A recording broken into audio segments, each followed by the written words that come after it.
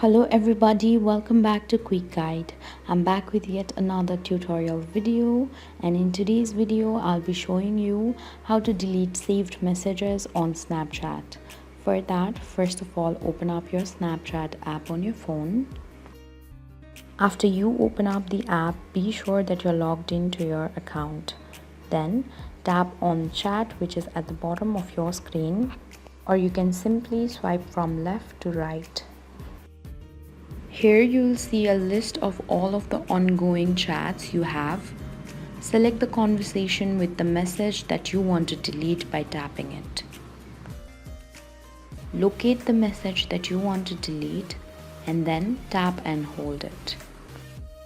A pop-up menu will appear on your screen. Tap on delete.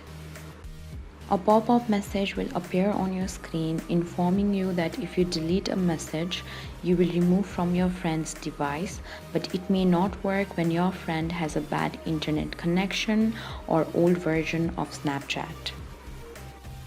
Another pop-up message will appear on your screen.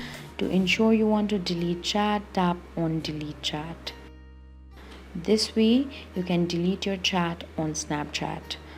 Thank you for watching. If you like this video, please hit the like button.